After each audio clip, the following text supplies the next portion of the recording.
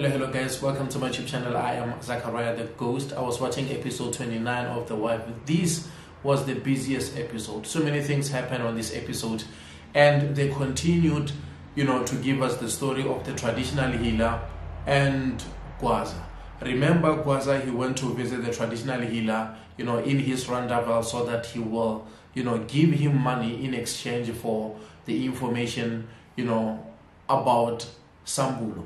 And the traditional healer started telling Gwaza everything that he needed to know. He told him that Sambulo is the one who killed the commissioner, and Sambulo is the one who killed the hitman who was working for Obabo Majola. So he started going deep into details and giving him all the information. He even told him that you need to bring your brother here so that I can strengthen you, simply because of Sambulo is very dangerous. And one more thing that you need to know also is that Sambulo has a back door where he is using it all the time when you want to escape. So you need to go there and follow that, back door so that it can take you to the secret location, where he will go and hide when he's in trouble. And Gwaza had all the information. Of course, the traditional healer wanted more money to give him, that information. But, Gwaza didn't even have any problem with that. He gave him money. And we have seen that in the meantime, after they've done with that, remember on the previous episode, we have seen that Geja went to speak with Mandisa so that Mandisa can work with them. And Mandisa agreed to work with them because we have seen Mandisa going to Sambulo's office to go and plot guns, to put guns there in his office so that, when they call the police can come there and, find illegal guns in his office. And of course, he's going to be arrested. And she went there to the office to put those guns in there. But Ngowa, the boyfriend or the husband, showed up also because of he wanted something in, Sambulo's office. And he was a bit surprised, like, Umamagandumi, so you in the office, what are you doing here? She said she was there because of she wanted to see Sambulo. And he wanted to know, how come? Since when you and Sambulo, you are that close? Because I hear you saying you are busy cleaning here in the office. I just don't understand. Because you never visited the office, even once. Even by the time I was the taxi association boss, you never even came to visit me here at this office. But he said, we are going to speak about that. I'm looking for something. And, after I found whatever I need, you and I, we are going to, have a conversation about this, or we are going to take it further so that you can explain why are you getting closer with Sambulo. Remember, he is still, having those kind of, what I can say, I cannot say fear or doubts, simply because of, remember, Kawe already slept with Kromo, and we all know that Kromo is married to Mkhele. So if that can happen, you also fear that, the same thing can happen, with Mandisa, since we all know that Mandisa has a history of, being in places whereby, she was a prostitute before. So that possibility can happen. So he started going deep into that. That's the reason why he said we are going to have, more conversation or dialogue about what is going on right here. And then they also showed us another clip which was very, very important when we saw Nkosana, go into the bathroom. Of course, Zandile was taking a bubble bath, and he was there to apologize for what happened on the previous episode when he was telling Obaba Ngobo that he must stand up simply because of his pretending that he is sick, but he knows that he is not sick. And he went there, he apologized for his behavior, and he said he would like to go straight to Zandile's father so that he can apologize to make things better in the house. And he also said one more thing, the 300,000 that you needed, I have it, is there, so you can go and take it so that, your father can have operation. That was very good, because after that, he decided to go and sit outside with Kromo, and Kromo, was just listening to him when he was like talking, because he apologized to Hlomo. He said, I'm so sorry about what, you saw there, because I was just out of line the way I behaved.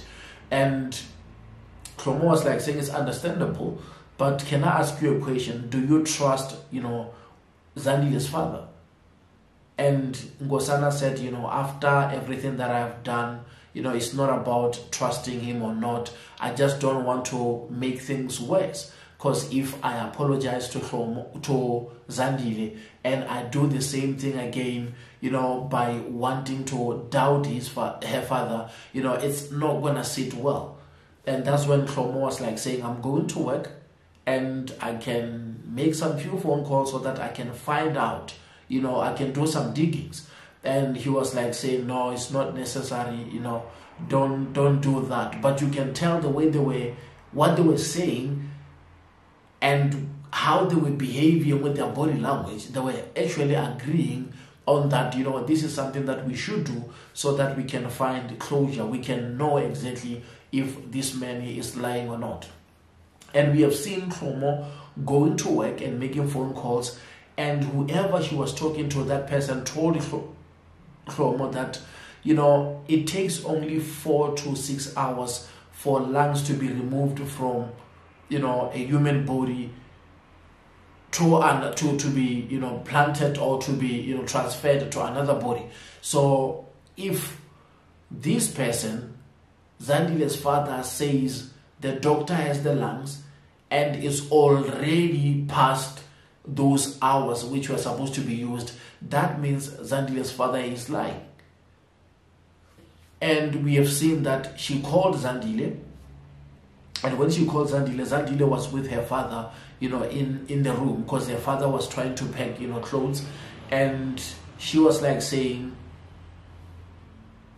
I got the money, and I also packed my bag so that we can go together. The father was like saying, no, there is no need for you to go with me simply because of your children wants you the most.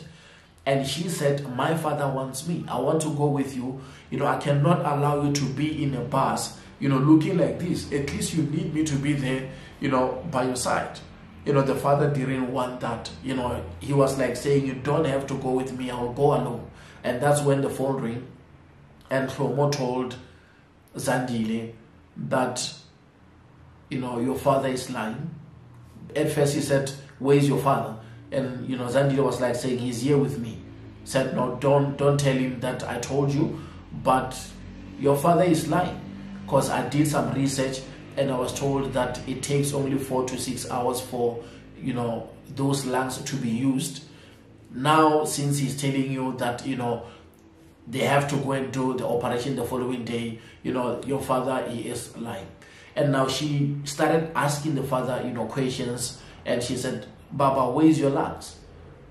And, Mr. Ngobo was like trying to lie, and he was like saying, the doctor has lungs. And she said, apparently, how I hear things, they're saying it only takes 4 to 6 hours for those lungs to be used if they're removed from, a human. And that's when he got upset. And he said, I don't want to do this. Remember, I have so much information about you, and I can take you back to jail. And he stood up. He stood up, and Zandile was shocked to see her father standing with her 2 feet. That means all this time he was lying. Even if when he, showed up to their wedding, he was just lying and pretending. And now that really made her angry simply because of she knows that Nkosana was right. And she went against Nkosana. And this man, he is about to walk away with 300,000 that he just cheated them after they paid, 11 cows for Lobola. And, she took a knife. You can't take, that prison life out of her. And, she cut his throat. And yes, Zandile killed her father. Let me just put it that way. She just cut the throat. She didn't even waste time. And he was in shock. Because, once that is just done. There is no coming back. There is no doctor which will come and save you. And we have seen that she decided to pull him to the house and close the room. She locked herself, with him, and you can see money still there. That bag with 300K is still there. That scene was just one of those scenes that I looked at it. I'm like, wow. Mom is gone. She's left with the father. The father is betraying her. And she decided to take out, the father. And she said, I couldn't let him, go and snitch on me. I couldn't let him, take me back to jail. That's why I had to do something. That scene was just something else. And on the other side, we have seen that after Mandisa plotted those guns at at Sambulo's office, the Majola brothers were with Mandisa, and they said, no, make a phone call. And she made a phone call to Zandile. She put it on loudspeaker. They were all listening, and Zandile, gave Mandisa information that she need. Because, Mandisa was like saying, Ba Puti, where are the brothers? And are they there at home? Now, that's when Zandile said, no, they are not here. They went to the taxi rank. They knew exactly that they have an opportunity now to call, the police to report a crime. And that's when they call the police and tell them that we want to report a crime, so and so and so. This is what is happening at our chairman's office. And now, when the police were on their way to the office so that they can go and search Sambulo's office, that's when Ngobe, remember he is the police which is working with them, that's when he called Sambulo to inform Sambulo that the police are there simply because of now they're going to raid that place. They know that there is illegal firearms, this and this and that.